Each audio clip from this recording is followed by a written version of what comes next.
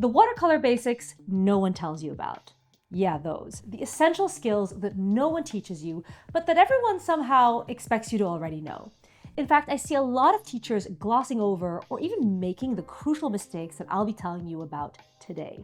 Seriously, after watching this video, you're not gonna be able to watch another tutorial video again without noticing. So today, I'm gonna tell you about all of the unspoken practices that I think every artist should know, no matter what your level of experience. Trust me, your paintings and your supplies will thank you. Side note, for those of you who've been following this watercolor course with me, I know I promised in the last video that we would be painting today, but as I was starting to put together this lesson plan for this video, it became clear to me that this absolutely needs to come first. Think of it like this. A paintbrush is kind of like a musical instrument. A maestro doesn't just play a tune, they have an intimate connection with their instrument. The way they place their fingers on the strings, how they care for it, how they adjust their grip. It's all a part of creating a masterpiece. There's beauty not just in the music itself, but also in how they use and maintain their instrument. And it's the same for us. The way we handle our brushes, the way we care for our supplies, it all matters. And it's the difference between just getting by and truly knowing and mastering your craft. And that's what I'm going to show you today. How the little things, how you load your brush, how you hold it, how you care for your brush, how all of that can ultimately change your art in ways you might not even realize. Let's go over a little anatomy first. This is your paintbrush, and basically it's divvied into two sections. The part that you hold and the part that you paint with. Let's talk about the part that you hold first, the handle. This is, surprise, surprise, where we hold it.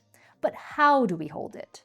Now you're probably rolling your eyes at me going, what the heck, Margot? I know how to hold a brush. Well, one of my responsibilities as a teacher is to make sure that I don't assume that anyone knows anything. So before we get into the next steps, let's clarify a couple of things about how to hold a brush. As far as the exact finger grip to hold a brush, this will actually surprise you because I don't really care what fingers you use to hold your brush, as long as it feels natural to you. We are all so different. Some people have arthritis, some people are left-handed. So find a grip that works for you and that feels natural to your body. However, do not hold it with the same strong grip you would use to write your name. This was something that my teachers in art school really impressed upon me. So I'm going to tell you what they told me. They were also less concerned with which fingers go on the handle than they were with an overall philosophy. And I'm going to tell you all about that philosophy, but first let me introduce you to the sponsor of today's video, Craftsy. If you're looking to expand your skills in painting, drawing, pretty much any creative endeavor, sewing and gardening included, they've got some amazing resources. And let me tell you a secret. Their watercolor section is especially rich and complete. And one course that I think pairs perfectly with today's topic is Learning Basic Brushstrokes for Watercolor Painting by Kateri Ewing. We'll actually be talking about some similar topics in the next video, but in the meantime, it's an excellent way to deepen your understanding of how to use your brushes and explore techniques beyond what we've discussed here today. It's a great complement to what we're covering, especially if you're eager to refine your skills and take your brushwork to the next level. And the best part, Craftsy isn't just about learning, it's about community. So you'll be joining a group of fellow artists who share your passion, and trust me, it makes the learning experience even more inspiring. So the first 1,000 people to click the link in the description below can get a full year of premium membership for just $1.49. No, not $149. $1.49, different decimal. It is definitely a steal, so check it out. Coming back to how to hold your brush and the philosophy that my teachers imparted on me, here's what they said.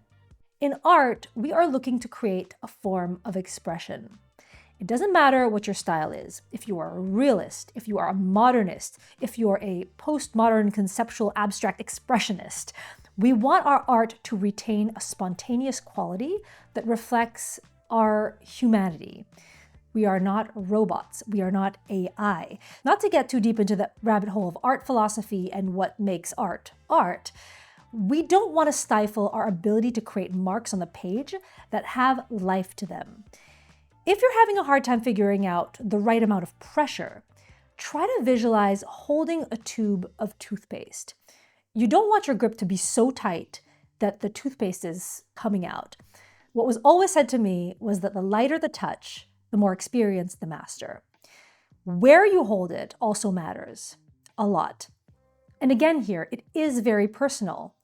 Over time, you'll discover what works for you, but if you have no idea where to start, here is my guideline. At the beginning stages of a painting, I always hold my brushes further out toward the end of the handle, and this gives me a more expressive flow when I'm working on the first layers. Whether you're painting, drawing, doing sculpture, pretty much anything, we most often go from expressive to tight, rough to refined, blurry to detailed. So holding your brush back here and in a looser non-pen grip sort of forces you in the early stages to avoid getting too tight. A mistake I see a lot of beginners make is holding their brush really tightly like a pen. And what happens is that you get really tense, and that makes your painting look labored. In your initial stages, while you're painting larger shapes, you kind of want to be back here. And as your painting progresses to something more refined, more detailed, you can allow yourself to slowly creep up here. So now that we've talked about how to hold our brush, let's learn about how to properly load a brush with paint. In the last video, we went over how to load up your palette like a pro. And if you haven't seen that yet, I would check that out first so that you're well set up. But what I recommended there was to let your paints dry fully on the palette before using them for the first time. So anyway, assuming you watched that video and you've let your paints cure on your palette beforehand, what we want to do now is re-wet them to activate them and make them ready to paint with. And just like your brush grip, how you do this will depend on what you like best. Some people are dippers, some people are sprayers, some are droppers. I know this sounds really weird, but you'll understand what I mean soon. So first of all, the classic old school way to activate your paints is to dip your brush in water like this, swirl it in the pigment, and then transfer it onto the paper. Another way is to pre-wet your paints with a tool other than a brush, like a dropper, for example. And I actually went through a phase where I reused a dropper from an old skincare product, and that was really great for a while. Now, if you want to be extra lazy or extra efficient, or both, I mean, who doesn't love both, you can use a spray bottle.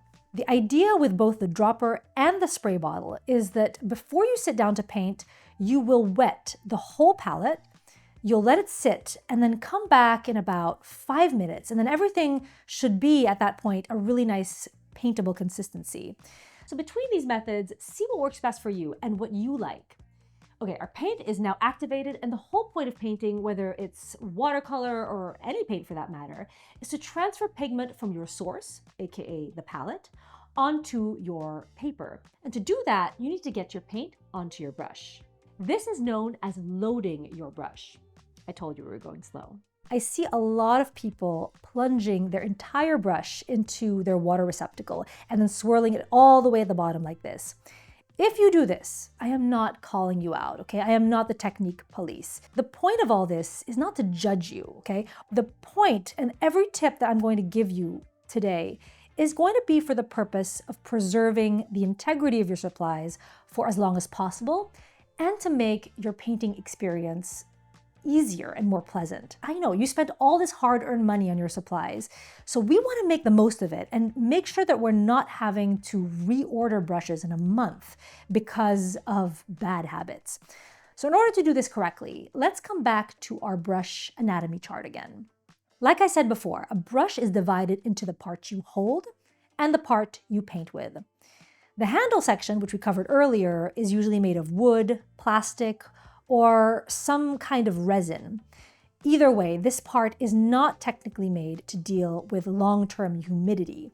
It can rot, and if you've ever seen a brush where the handle is chipping or cracking or the bristles are falling off the brush, this is usually as a result of being overexposed to humidity for a long period of time.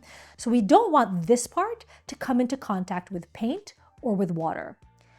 The part of the brush that takes care of that is the bristles and this metal section, which is called a ferrule.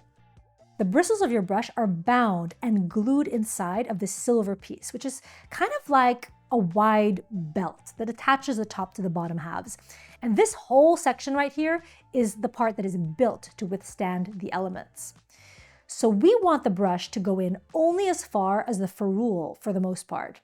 And this also helps us on the other end of the brush because it prevents the tip from getting damaged by constant smashing at the bottom of your container. Our goal when we're loading up our brush is to get as much pigment as we can onto the bristles without damaging the rest of the brush. So within the bristles of the brush, there are two important parts, the tip and the belly. I know, I feel triggered too. I don't know why they had to call it that, but that's what it's called. The tip of your brush is pretty self-explanatory, but that's the part that is responsible for the character and the style of your brush.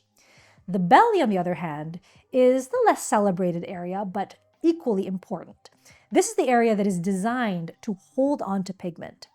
Think of it kind of like being the reservoir in a fountain pen. So ideally, we want to get pigment into the reservoir of our brush without dulling or ruining our tip. I see a lot of people going in with their brushes, and I call it drilling, like you're drilling for oil in your palettes. And that is a surefire way of blunting the tip of your brush. And you're really not taking advantage of everything your brush can do. Synthetic brushes are generally more resistant to this. For natural brushes, forget about it. It's the kiss of death. So what I do is an action that looks like this. Think of it as brushing your cat or your dog or your pet hamster. You don't pet your dog in like random directions unless you want him getting annoyed at you, Usually follow the direction in which the fur is going. And the more you do that, the more you're actually encouraging the bristles to reach the shape that they were designed to have. In a round brush, you're aiming for a sharp tip, whereas on a flat brush, you want tidy bristles that are all pointing in the same direction. Now, if I grab a more novelty shape, like a dagger brush, for example, we all know how much I love these. If I go in there and I swirl my brush in circles, I'm not helping it reach its ideal shape. But if I follow the direction of the hairs, the distinct dagger shape starts to appear. So my palette is sprayed and I'm going to load up a brush. We are dipping it into the water first. I'm going in just as far as the ferrule and making sure that the bristles are completely soaked. Now, to load your brush, I'm going to show you the motion on the palm of my hand so that you can see the movement much more closely. I dip, pull slightly, and then I rotate. Dip, pull, rotate. This action is to get as much pigment as I can into both the tip and the belly of the brush. So you see, if you swirl with only the tip of the brush, you're losing out on a lot of the belly, so you're not going to get as much mileage out of every stroke because you're not filling the reservoir. And on top of that, the double whammy is over time, you're blunting your brush. If I'm doing it quickly, it kind of looks like I'm patting my brush, but up close, it's that pull and rotate movement. And honestly, folks, this amount of detail may sound painstakingly tedious and overkill, but as someone who has watercolor brushes that last me 10 to 15 years, I see it as an immense savings. Okay, now let's just say that we're done with our painting session. There are best practices here as well, and I'm going to talk about this before we get into painting, like I mentioned earlier in the video. We're going to get into painting, actually painting, in the next video in this series, but I really wanted to make sure that you had all of these tips and all of these practices down pat so that I don't have to worry about explaining that to you while we are actually painting. So in terms of breaking down and ending your painting, first and most important of all, we don't let our brushes sit in water. It can ruin your brush in as little as 5 minutes. We've got a submerged handle, we've got crushed bristles, we have the whole salami here. Now, I am a mom of a toddler who's with me every day, so I get it if sometimes you have to step away and you gotta do it fast. So if I have to get out of my workflow fast, I will just swirl my brush in water and lay it flat on the table. This is the bare minimum. If I have more time on my hands or if I'm cleaning up for the day, I will get residual pigment out of my brush with a paper towel and shape the brush while I'm doing it. If we go back to the petting your dog analogy for a second and think of your brushes as being like a head of hair, you don't want your brushes waking up the next day with bed hair. and being all on one side. So letting them dry in the optimal shape is ideal, especially for natural bristle brushes. The reason why you want them to dry flat is because if you leave them upright like this, the moisture from the bristles travels down and ends up getting trapped inside the ferrule. And that's going to eat away at the glue inside the handle. And like I said before, handle, wood, humidity, it just doesn't like it. So over time, you might start to see your ferrule snapping off your handle or your bristles start falling out. Not fun. So definitely keep that in mind. Okay, moving on, how do we clean our palette and how do we clean our water container? So as long-winded as I am, this is going to be the first place where I'm going to save you some time. You don't actually want to clean your palette at all. I mean, I clean mine once every solar eclipse, and I've found that it makes my colors way more complex and much more interesting as a result. I actually have a whole video about this practice, which I'm going to link right here. But in a nutshell, you don't have to clean a thing when it comes to your palette. Just let it dry, and the next time you're ready to paint, just grab and go. Water disposal, on the other hand, now that's a different story. We want to have clean water every time we paint, so we have to get rid of our water after every session. However, this is the dirty little secret of watercolor that a lot of people don't share. I hate to be the bearer of bad news. You really should not be dumping your water down the drain, down the sink, down the toilet, or throwing it outside on your front lawn. The reason for this is that a lot of watercolor pigments, especially the synthetic ones, can be harmful to the environment. Some of them contain heavy metals like cadmium, cobalt, chromium, and this can leach into the groundwater and affect both plant and animal life. It can get into the drinking supply. It's really, really bad for the environment, and it's bad for us. And even if the pigments in your paint are non-toxic, it is always best to be cautious about what you're putting back in the environment. Now, I've seen a few methods over the years that artists use to dispose of their paint water responsibly. Some people will filter their water through a cloth or maybe a coffee filter, which catches the pigment particles before disposing of the water. Others put the water into empty milk or juice containers and throw them out with the regular trash. Personally, this is what I do. I have designated houseplants that I water with my paint water. They are fiddle leaf fig plants, and by no means does it have to be the same kind of plant. I've just found that these plants seem to tolerate what I'm dumping in there. I have put cadmiums in there, I have put chromiums in there, I've put pretty much everything in there, and they seem to be thriving. I keep them away from where my family hangs out. But yeah, like I said, they seem to be thriving. So one detail to mention is that I have the plant pots that do not have a hole at the bottom, so everything is contained within the pots. So that is what works for me, and let me know on your side what works best for you. Once you've gotten all that paint water out of your water container, you might want to give it an extra rinse or maybe wipe down the sides with a paper towel to prevent buildup and mold.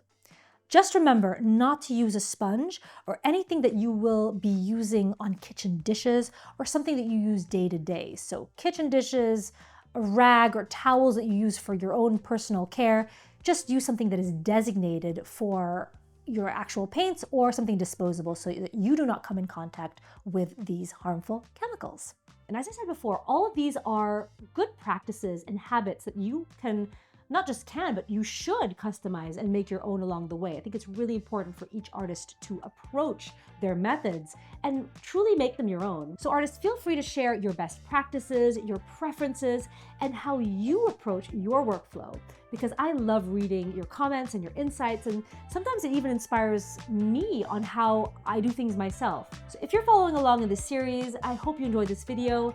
And as always, love you, and I'll see you in the next one.